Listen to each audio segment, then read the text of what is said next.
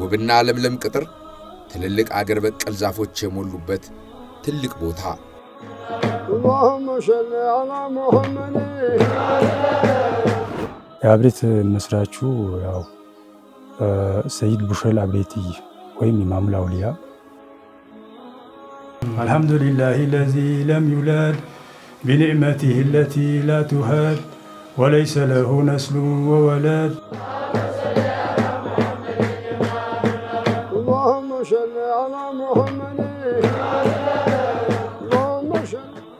አባባ በጀመረው ስራ ሳይበረዝ እስካሁን ያለ መስጊድ ነው። ሁሉም እንደ ደረጃው ትምህርቱን ይማራል። ከጅማሬ እስከ ከፍተኛው የትምህርት ደረጃ በአንድ ስፍራ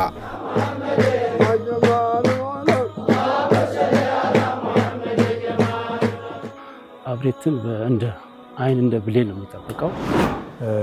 አብሬት ብዙ የሚያስገርሙ ነገሮች አሉት። ብዙ የሚለይ ነገር አለ። የአብሬት ያናዠ ተብላሸ ይባላል። የአብሬትን ያላየ በቃ ተበላሽቷል።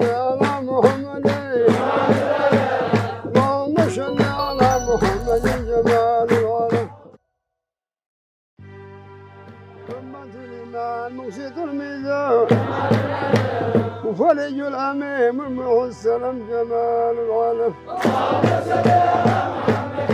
جمال العالم اللهم صل على محمد እምድብር ጉራጌ ዞን ቻሃ ወረዳ ከአዲስ አበባ 185 ኪሎ ሜትር ተጉዘናል። እምድብር የቻሃ ወረዳ መዲናም ናት።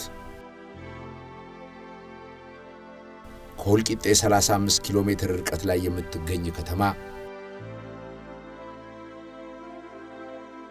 ቻሃ የውብ ተፈጥሮ ቀጠና ነው።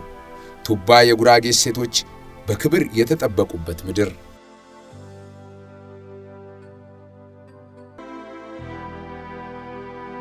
የወንዞች ምድር ነው። የነ መጌቻ የነ ዋቤ መጥረቃት ወንቅዬ እነ ጎተም የሚፈነጩበት የፏፏቴ ምድር የመስህብ ባለጸጋ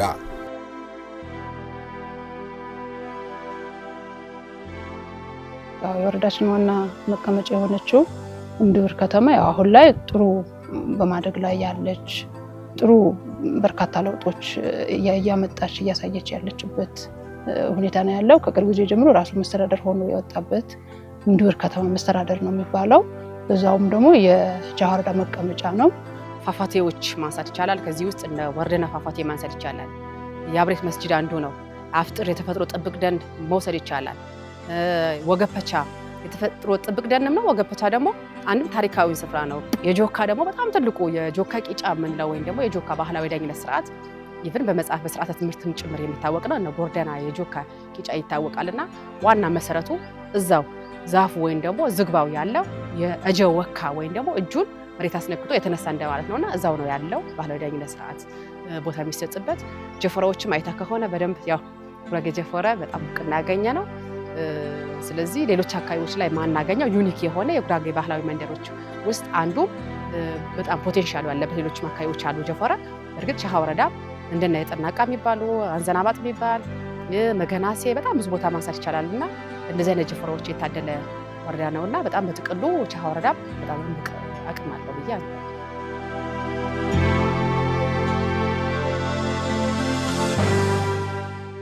ቻሃ የደረስነው አንድ ቀደምት መካነ ቅርስ ፍለጋ ነው። ወደ አብሬት መሄድ ወደ ታሪክ መጓዝ ነው። ታላላቆቹ ያቀኑት ታላቅ ስፍራ መድረስ።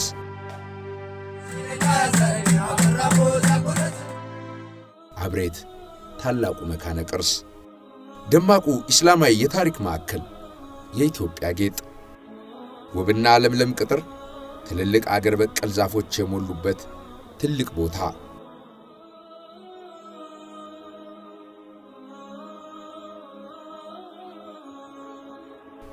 ጉራጌ ዞን ቻሃ ወረዳ አብሬት መካነ ቅርስ ከ250 ዓመታት ለሚበልጥ ዕድሜ ታሪክ የተተካካበት ስፍራ። የአብሬት ሰዎች እንግዳ ተቀባይ ናቸው። በፍቅር ተቀበሉኝ። ሰይድ ኢብራሂም ጀመሩት። ሐሪማው በአባታቸው የቁባ አባ የተቆረቆረ ነው። ወደ መካነ ቅርሱ ቅጥር ገባው። እንደ ሥርዓቱ ጫማው ልቅ ያለው የቦታው ሰዎች እየቀደሙ መሩኝ። ተከተልኳቸው። ከዳና የተሳሰረ ጦሪቃ ታላቁ ሰው ሰይድ ኢብራሂም ከመብረቅ አምልኮ ጋር ጃሃድ ገጥመው ድል ያደረጉበት መንፈሳዊ ስፍራ። የአብሬት መስራቹ ያው ሰይድ ቡሸል አብሬቲ ወይም ኢማሙል አውሊያ ናቸው። ከዛሬ 150 ዓመት በፊት ያው እሳቸው እንደ መሰረቱት ከታሪክ ተናጋሪዎች ሰማነው እንደዛ ነው።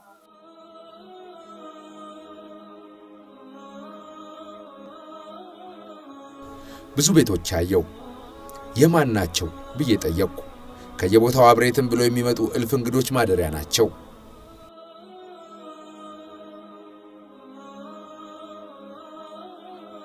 በኢትዮጵያ እስልምና ውስጥ እንደ ኮከብ ከሚታዩ ድንቅ ሰዎች አንዱ እሳቸው ያው ወልዩላህ ናቸው። የአላህ ወልይ ናቸው።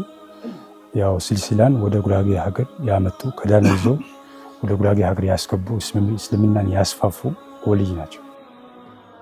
أمة الإيمان مقسط الميزان وفرج الأميم المحسن جمال العالم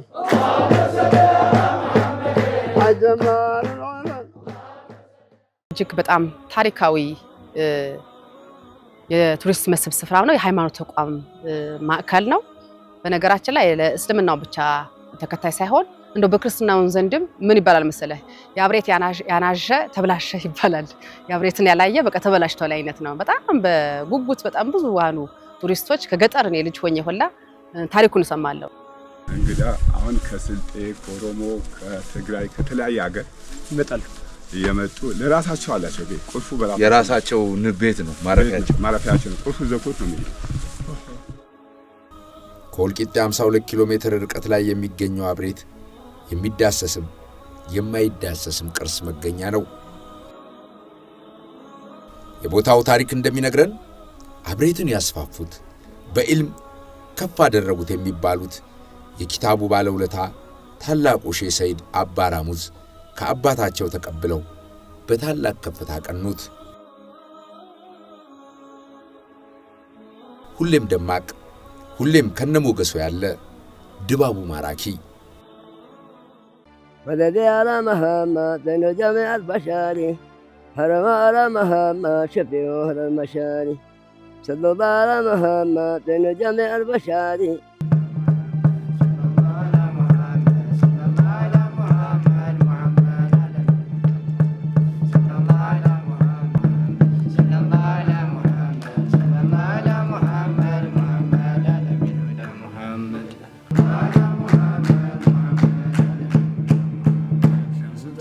والحاضر محمد رسول الله المخدم محمد رسول الأحباب المكرم محمد አብሬት ተፈጥሮ፣ እምነት፣ ባህልና ዕውቀት አንድ ስፍራ በክብር የተቀመጡበት መካነ ቅርስ። ቅጥሩ ሰፊ ነው። በውስጡ የተለያዩ ራሳቸውን የቻሉ ቅጥር ግቢዎች አሉት። ቱሪስት መስህብ ከምንለው ትልቁ ግዙፉን ነው። ያው በርካታ ከሀገር ውስጥም ከሀገር ውጭም ያሉት ቱሪስቶች መጥተው የሚጎበኙት ስፍራ ነው።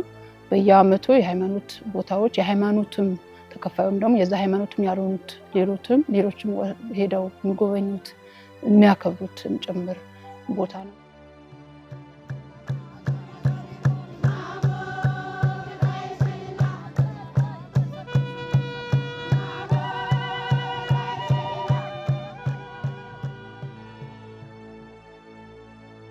ብዙ ሰው ቢውልበትም ጸጥ ያለ ለጥሞና የተመቸ ለአርምሞ የሚሆን ድባብ ሞልቶበታል።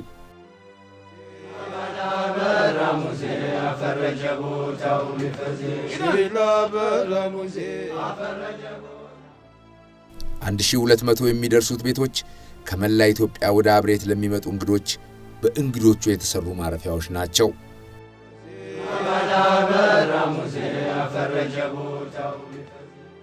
ታሪኩ ብቻ አይደለም፣ ስፍራው ልዩ ነው። ስፍራው ሲሉት የቀደሙት ታላላቆች ይበልጥ ይገናሉ። ትናንትም ዛሬም ከነሞገሱ ያለ አስገራሚ መካነ ቅርስ። አብሬት ብዙ የሚያስገርሙ ነገሮች አሉት። ብዙ የሚለይ ነገር አለ። ከ10,000 በላይ አገልጋዮች አሉት። ሀዲሞች በኢማምነት፣ በሙአዚንነት፣ በኡስታዝነት በማስቀራት፣ በግምጃ ቤት፣ በሀዲምነት፣ ሀድራራት በማድረስ ሀድራ ቡና የሚባል አለ። እሱን በማፍላት ደረሶችን በማከደም ከየሀገሩ ደግሞ እዚህ ለሚኖሩ ደረሶችና ዑለሞች የሚያስፈልጉ ነገሮች ይዘው በማምጣት የሚከድሙ እነዚህ ሁሉ ያለምንም ደሞዝ በነፃ በፈቃደኝነት በመሐባ በነሻጣ እስከ እድሜያቸው መጨረሻ ድረስ የሚሰሩ መሆናቸው በጣም የሚገርም ነው። رمة الإيمان مقسط الميزان وفرج الأمين منبع السلام جمال العالم جمال العالم اللهم صل على محمد የእውቀት ቦታ ነው። ጠንካራ እስላማዊ የእምነት መሰረት ያቆመው ባለ ታሪክ ከሩቅ ለሚሰማ አብሬት የአንድ መስጂድ ቅጥር ብቻ ይመስለዋል። አብሬት ሰፊ ቦታ ያረፈ እድሜ ጠገብ መካነ ቅርስነቱን እየደረሰ ያረጋግጣል። አብሬት የሀገር ቅርስ ነው። የጉራጌን ምድር ካደመቁ መስህቦች አንዱ፣ ግን ደግሞ የሀገር ምልክት፣ የማዕከላዊ ኢትዮጵያ የተለየ መዳረሻ፣ ታሪክ፣ ቅርስ፣ እምነት የተሰናሰሉበት።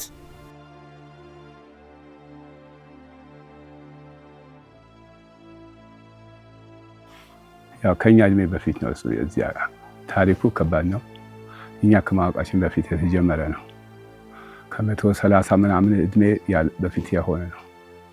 የምንጠብቀውም ጭምር ነው። እዛ ቦታ ላይ ያሉ ባህሎች ትውፊቱ ተጠብቆ እንዲኖር ጭምር አባቶች አሉ እሱን የሚጠብቁና እኛም በርካታ ጊዜ የሄድን ያለው ነገር ድባውን እያየን የምንሄድበት ሁኔታ ነው ያለው። እኛም እንደ ትልቅ እንደ አንድ ግዙፍ የቱሪስት መስህብ ቦታ ብለን የምንለየው ከተፈጥሮ በታረቀ ዙሪያ የተከበበ ሰው ከፈጣሪ የሚታረቅበት ታላላቆቹን ስለመምሰል የሚተጋበት የእውቀት ቦታ።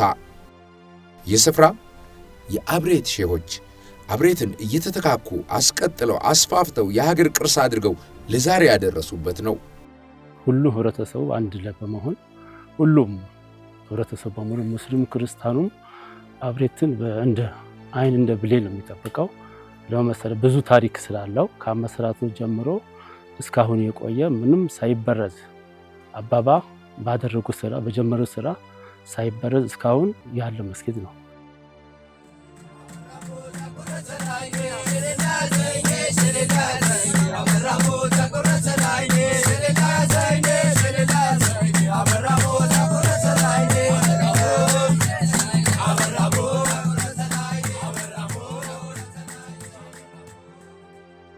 ይሄ በረመዳን ሌላ መልክ እንዳለው ነገሩኝ። የረመዳን ድባብ ባላጋን ነው። በቃ በዓለም የለም ማለት ይችላል። 24 ሰዓት ስራ የሚሰራበት ምን መተኛ ሰዓት 4 ሰዓት 3 ሰዓት ብቻ ነው ያለው። የሚሰሩ ስራዎች ኢባዳዎች፣ በተለይ አብሬት ከሌላ መስጊድ ልዩ የሚያደርገው ኢባዳው ነው። አባባ በጀመሩት ኢባዳ ሲቀጠል የቆየ ወይም እስካሁን ያለ አብሬት ብቻ ነው።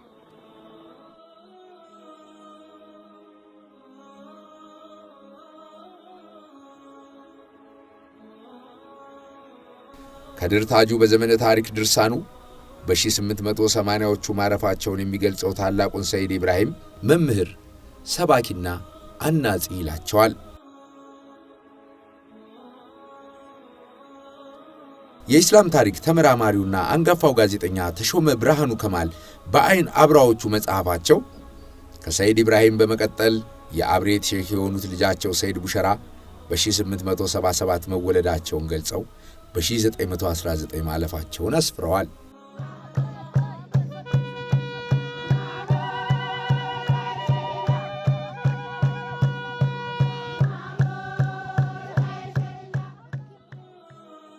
ታላቁ የወለኔ ሼህ ዑመር ሼህ በሽር ጥሮነ በተባለውና ከ100 ዓመት በፊት በተጻፈው መጽሐፋቸው ሼህ አብሬትን ታላቁ ዝነኛውና ጦሪቃቸው ለቅርብም ሆነ ለሩቅ የደረሰላቸው ዲኑን ያስፋፉና መስጂዶችን የገነቡ ይሏቸዋል።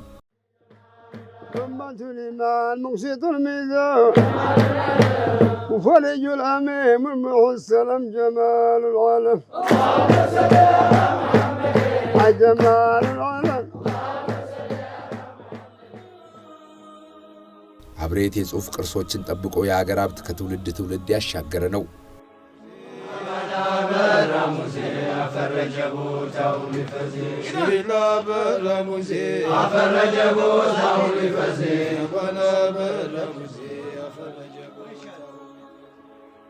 ይሄ ሌላው መንዙማ ነው። ይሄ በሀድራ የሚቀራ ነው። ይሄ በየስኔኑ በየቦታው ይቀራል። ይሄ የነቢያችን ሰለላሁ ዐለይሂ ወሰለም የሳቸው መድህ ነው።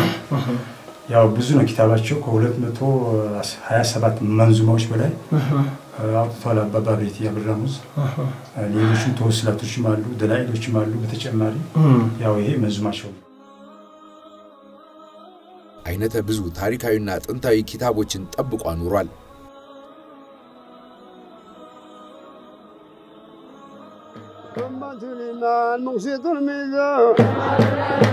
وفلي الأميم معه السلام جمال العالم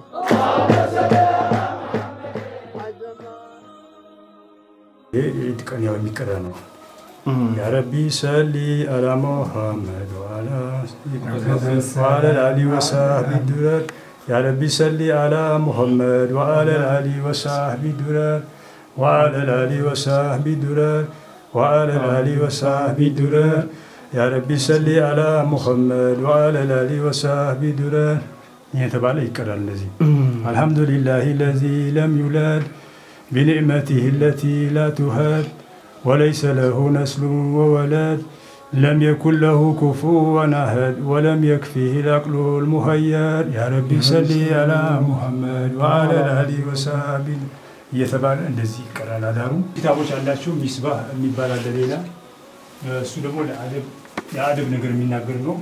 ሌላ ሚስባህ የሚባል አለ፣ ዱረር የሚባል አለ፣ እንትን ተውሂድ የሚባል አለ። ሌላ ደግሞ ብዙ ነው ኪታባቸው፣ ብዙ ኪታብ አላቸው። እነዚህ አሁን እነዚህ የራሳቸው ያው የሚጠቀሙበት ኪታብ ነው።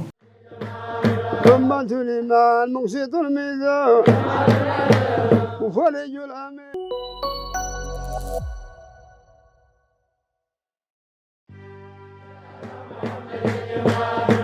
اللهم صل على محمد اللهم صل على محمد جمال العالم ጉራጌ ዞን ቻሃ ወረዳ አብሬት መካነ ቅርስ በኢትዮጵያ ታላቅ ቦታ ከሚሰጣቸው እስላማዊ የእውቀት የምንፍስናና የታሪክ ማዕከላት አንዱ ሁሉ ከያለበት የሚመጣበት የታላቁ ሰይድ ኢብራሂም አሻራ አብሬት የትምህርት ማዕከል ነው። የቀደሙት በዳና መንገድ በእውቀት መጓዝን ያጸኑበት ሀገረ ሰባዊ የእስልምና የትምህርት አሰጣጥ ስርዓት ከነ ህይወቱ ይታይበታል። እዚህ የሚሰጠው ኢልም ሁሉም የሸሪዓ ኢልም በሙሉ የሸሪዓም የሐቂቃም የጠሪቃም ኢልሞች ይሰጣል። እዚህ መስሆቡ ያው የሻፊዒ ነው። እዚህ የሚሰጠው ከሰፊና ጀምሮ እስከ ላይ ድረስ ያሉት ይሰጣል። ተሰውፍ አለ፣ ተውሂድ አለ፣ ኢጣሪ ተሰውፎች ያው የተለያዩ መሻይዎች ኪታብ ይቀራል እዚህ።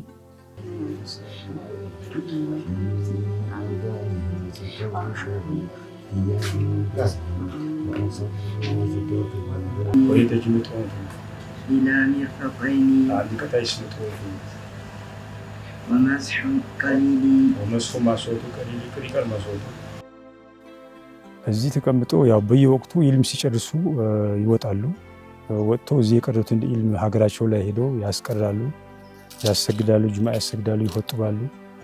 ያው እስከ 300 400 ሊሆን ይችላል። ከዛም በላይ የሚሆን ጊዜ አለ፣ ከዛም የሚያንስ ጊዜ አለ።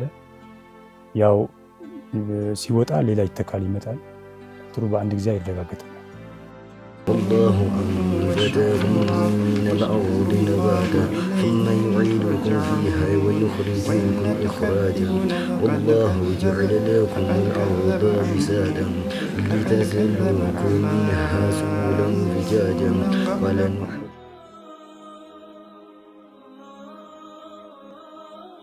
እውቀት ያለው ሁሉ ከያለበት ይመጣል። አብሬት ከያለበት የመጣውን ተቀብሎ ያበቃል።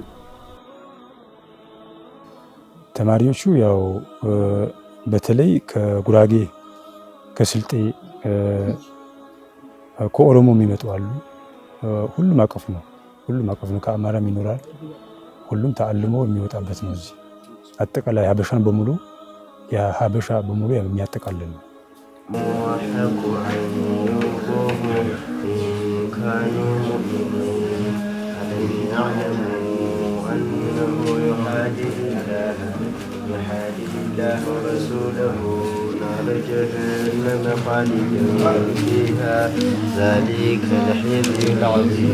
ሁሉም ኪታቦች እዚህ ይሰጣሉ። ኢልሞች አስፈላጊ የሆኑ በሙሉ እዚህ ነው። ማከፋፈያው እዚህ ነው። ከዚህም የወጡ ኪታቦች አሉ። አባባ አብሬት ያወጣቸው ኪታቦች እነሱም ይቀራል። መናቂብ አለ። ብዙ ኪታቦች አሉ እዚህ የሚቀሩ። ሁሉም በአጠቃላይ አስፈላጊ የሆነ ኢልም በሙሉ ከዚህ ነው የሚወጣው። ማከፋፈያው እዚህ ነው። በተለይ በሰባት ቤት ጉራጌ ከሌላው ከኦሮሞም ሀገር ከአማራም በመምጣት እዚህ ተአልሞ የሚሄዱ ብዙ ዑለሞች ያው ከዚህ የሚፈልቁበት ቦታ ነው።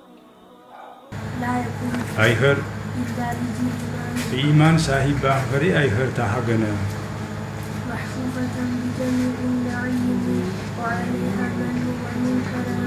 أعوذ بالله من الشيطان الرجيم بسم الله الرحمن الرحيم قل أوحي إلي أنه استمع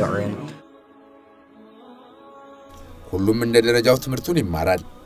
ከጅማሬ እስከ ከፍተኛው የትምህርት ደረጃ በአንድ ስፍራ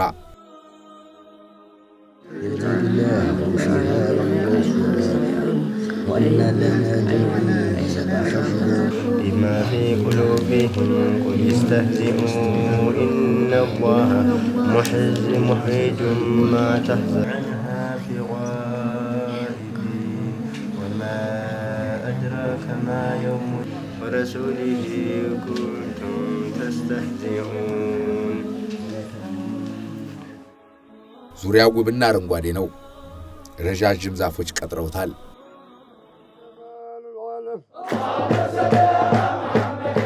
جمال العالم اللهم صل على محمد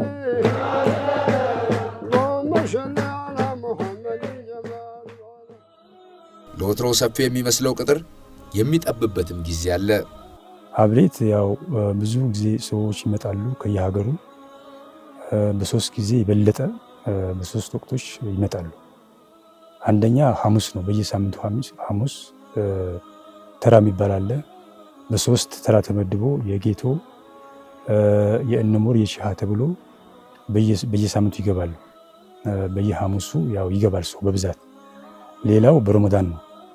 በረመዳን ዑለሞች በየሀገሩ የሚያሰግዱ ዑለሞች ተሰብስበው እዚህ አብሬት ላይ አንድ ወር ከ40 ቀን ረመዳን ከነሻዋሉ እዚህ ጾሞ ይሄዳሉ እና በመህተምም ይመጣል ሰው ሌላም ቀን በተጨማሪ እና ያ ጊዜ ነው። ሌላው ደግሞ በብዙ ሚሊዮን ሰው የሚመጣበት በመውሊድ ነው።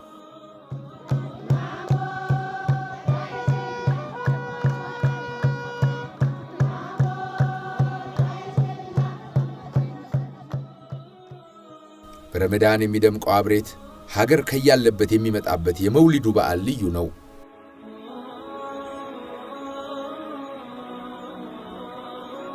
መውሊዱ ይደምቃል። ብዙ እንግዳ ከያለበት ይመጣል። ረመዳንም መውሊድም አሁን መውሊድ ና ሳይባል ነው ሳይጠራ ብሌዶ የሚገባ ነገር የለም። ቀኑ ሰዓቱ ቆጥሮ ነው የሚገባ። እዚህ ከገባም በኋላ ምግብ ራሱ አዘጋጅቶ ነው ከዛ የሚመጣ። አዘጋጅቶ ይመጣል። የሌለው ነው የሚያከፋፍለው። አንደኛ ታሪክ ይሄ ነው። ከዚህ ራሱ አይጠብቅም። ሁሉም ነገር ይዞ መጥቶ የሌለው ሰው አከፋፍሎ ነው የሚወጣው። ከሃይማኖታዊ አስተምሮ ወይም ደግሞ እዛ ጋር ከሚደረገው ስነ ስርዓትን ባሻገር ወጣቶችን በስነ ልቦና ከመግራት አንጻር የሃይማኖት አስተምሮ እንትን ከማለት አንፃር ያ ብቻ አይደለም። በጣም በርካታ ቱሪስት ይመጣል። የኢኮኖሚ በማነቃቃት ረገድ ከወልቂጤ ጀምሮ አሁን ለምሳሌ የበዓሉ ሰሞን በየዓመቱ መውሊድ ሲመጣ በጣም በሚገርም ሁኔታ በጣም በርካታ ቱሪስት ይመጣል።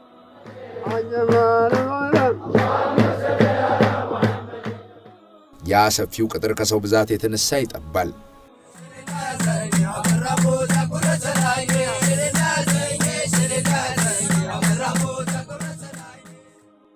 ስጦታዎች ይመጣሉ። አብሬት ትደምቃለች። ሁሌም እንዲህ ኖሯል ለዘመናት። አብሬሽም ቢሆን ያው እንትን ልምድ ነው። ከዛ እነሱ ድሮ ሲጀምሩት መውሊዱ አባታቸው በዶሮ ነው የጀመሩት ነው የሚባለው። ከዛ ወንፊት ታረደ። በዚህ መልክ ነው ያደገ ነው የመጣው። ሲመጣ ግን መውሊዱ ናም አይባልም። አሁን የአብሬሽ ዓሊሞች ሲመጡ እዚህ ጋር ማረፊያ ቦታ ተብሎ እነዚህ ቤቶች ተሰርተዋል። وفلي الأميم المعسلم جمال العالم አብሬት ታሪካዊ ነው፣ ስመ ገናና ደግሞ ቀደምት አድራ ዕውቅ መንፈሳዊ መስህብ።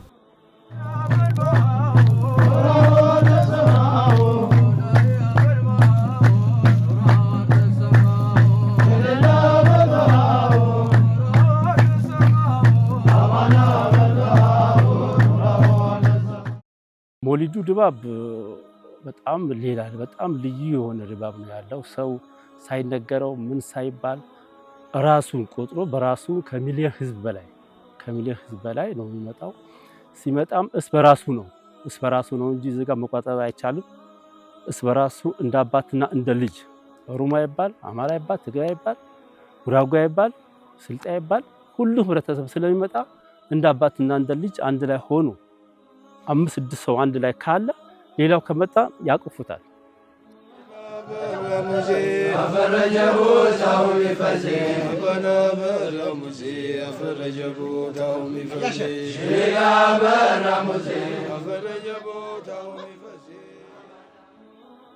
የአብሬት ሰው እንግዳ ተቀባይ ነው። ድፍንቻ አብሬትን ብሎ የመጣ እንደ ራሱ እንግዳ ይቀበላል።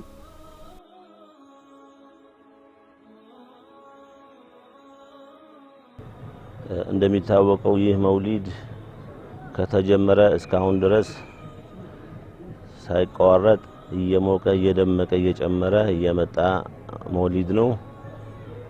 አይደለም በደቡብ እንደ ኢትዮጵያም ቢሆን እንደ አብሬት ያለ ታላልቅ ሀድራዎች ብዙ ቢኖሩም አብሬት ግን ለየት የሚያደርገው ብዙ ነገሮች አሉት።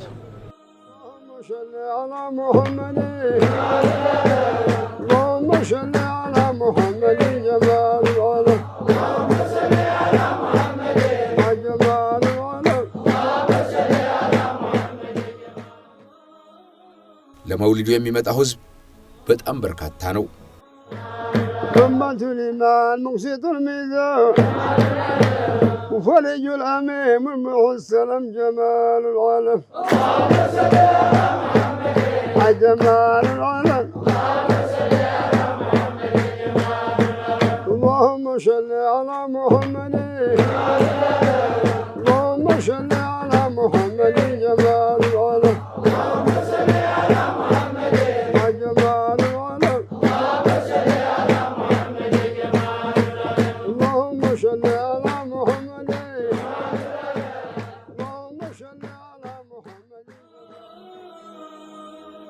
አብሬት ሀድራ ዞናችን ላይ ካሉ ሀድራዎች በጣም ትልቅና ጥንታዊ ታሪካዊ ሀድራ ነው።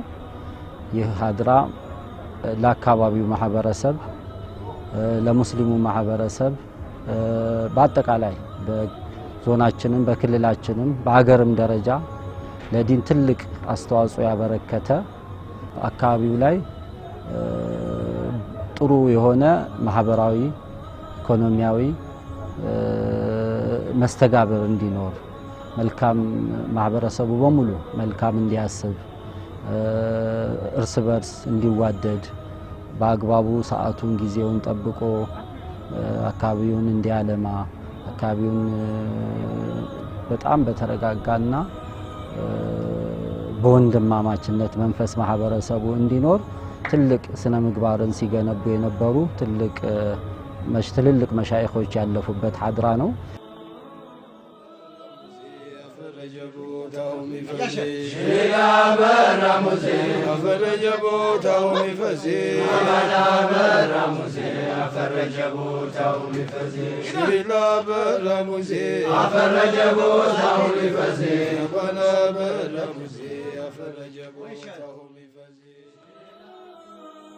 አብሬት ታላላቆቹ መርቀውታል። በሰው የሚወደድ ሰው ሌላውን የሚወድበት ስፍራ። በጣም በርካታዎቹ ሲመጡ ደግሞ የአካባቢ ማህበረሰብ ይሄ ሙስሊም ነው ክርስቲያን የሚባል ነገር የለምና ለመጣው ቱሪስት በተገቢው የአካባቢ ማህበረሰብ የሚበላው የሚጠጣው ነገር አዘጋጅቶ የአካባቢው ህዝብ በጣም ቸር ነው። እንግዳ ገና ሳምንት ቀረው ሲባል ነው ቤቱን አጥሩን ከፍቶ አካባቢ ላይ ባለው ነገር ሁሉ እንዲጠቀም ጥላ ከሌለ ጥላ ነካ አድርጎ ሰውን ያው በደንብ ነው ኑ ብሎ ነው የሚቀበለው። የአካባቢ እንግዳ ተቀባይነት ምንም እንከን የለሽ ነው። ሰው በተለይ ጾም ላይ ሙሉድ ላይ ቤቱን በመልቀቅ ለእንግዳ በመልቀቅ እንግዳ እየተቀበለ ነው። እንግዳ ሲመጣ ሰው ጎራጉ የሚል ነገር አለ። ለእንግዳ ነው እንግዳ ከተቀበል ጥሩነት ታገኛለህ ስለሚል አባባም ብዙ ነገሮች ይናገራሉ። እንግዳ ከተቀበሉ ቤትን በረካ ይሆናል፣ ልጆቹም ይባረካሉ ስለሚሉ ማለት ያ በማሰብ ህብረተሰቡ የሚመጣ እንግዳ ውሃ በማምጣት የሚያስፈልገው በማቅረብ ቤቱ በመልቀቅ በዚህ አይነት ሁኔታ ነው ህብረተሰቡ የሚጠብቀው።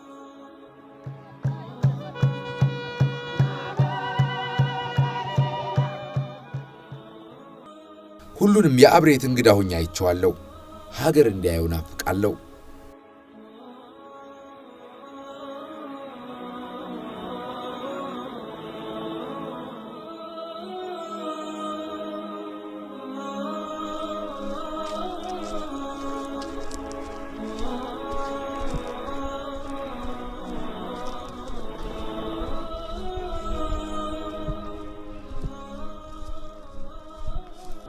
ታሪካዊ ቦታ ነው። አንድ ነገር ካላወጣ ነው በስተቀር አሁን ውጭ ሀገር ለጉብኝት ብለን እንሄዳለን። በታሪክ ተጽፎ የተቀመጠው ነገር ይሄ ቦታ ብለን ልናይ እንሄዳለን። አሁን ይሄ ነገር እዚህ ያለው ነገር እዚህ ብቻ ታፍኖ መቅረት የለበትም። የአብሬት ሐሪማ የአብሬት ሐድራ አመጣጡን ቦታው በምን ደረጃ እንዳለ እስካሁን በምን መልኩ እንዳበቃው ስለዚህ በደንብ ይፋ መደረግ መቻል አለበት። ሌላውም ሁሉ መጥቶ አብሬት ምን ይመስላል ብሎ ማየት መቻል አለበት። ከመጣ ደግሞ እዚህ ያለው ነገር መልካሙን ነገር ደግሞ ቀስሞ ወስዶ በየአካባቢው ማሰራጨትና ይሄን ነገር ማስፋፋት አለበት እላለሁ።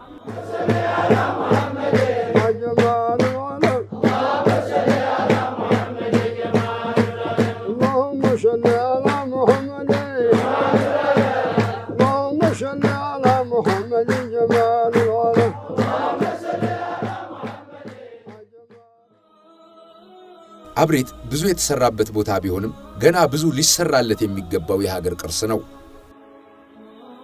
ብቻ እንደ አካባቢ እንደ ጉራጌ ዞን ሳይሆን እንደ ደቡብ ብቻ እንደ ኢትዮጵያ ብሎም እንደ አፍሪካ ትልቅ የሆነ እሴት ትልቅ የሆነ ባህላችን የምናሳይበት የሆነ እስላማዊ የሆነ መልእክት የሚተላለፍበት በዳዕዋ በዱዓው በዚክሩ ሁሉም እስላም ክርስቲያኑ በጋራ ሆኖ እዚህ ቦታ ላይ ያው እንዳልኩ ለሳምንታት ይቆያል። ይህ ለጌታ ያደርገዋል።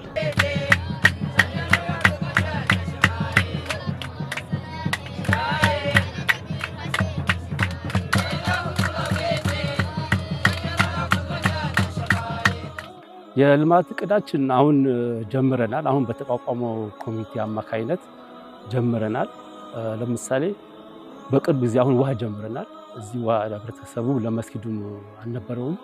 በቤተሰብ አማካይነት በተዋቀረው ኮሚቴ አማካይነት ውሃ ጀምረናል። ሌላው ደግሞ እንደ ህዳሴ ግድብ የናፈቀን መስጊድ ነበር። በቅርቡ ቀን ከሞሊድ በኋላ ደግሞ ይሄ ዘመናዊ መስጊድን እንጀምራለን ብለን እንገምታለን። በቀጣይ ደግሞ ሽንት ቤትን፣ በቀጣይ ደግሞ መንገድም የሚባል ነገር ስላለ መንገድም ችግር አለብን።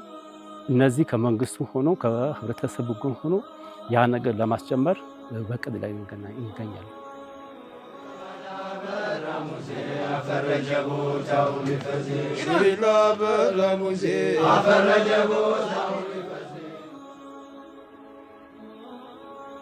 መልማት አለበት። ትልቅ ሙዚየም ይፈልጋል። የጽሑፍ ቅርሶቹ ከዚህ በተሻለ አደረጃጀት ከትውልድ ትውልድ መሻገር አለባቸው። የተጀመሩ ልማቶች መቀጠል፣ የመዳረሻ መሰረተ ልማቶች መስፋፋት እንዳለባቸው አምናለሁ። ተዋወቅ፣ ሊጎበኝ፣ ሊጠበቅ የሚገባው የሀገር ቅርስ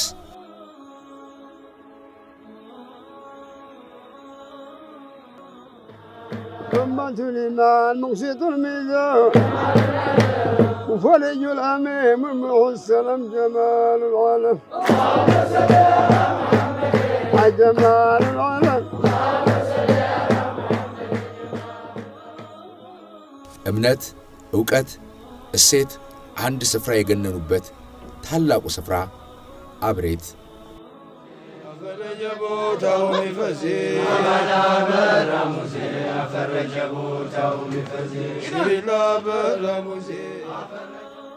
ከአብሬት ተመልሰናል። ወደ ሌላው የኢትዮጵያ ምድር ለመጓዝ ሳምንት እንገናኝ።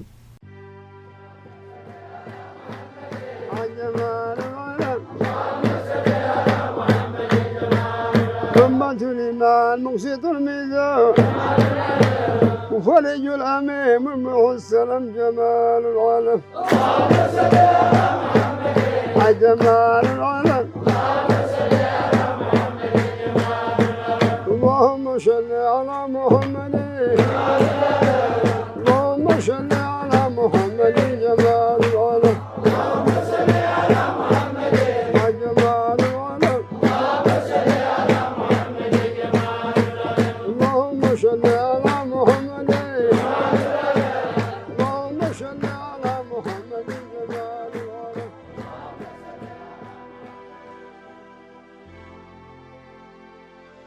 Thank you.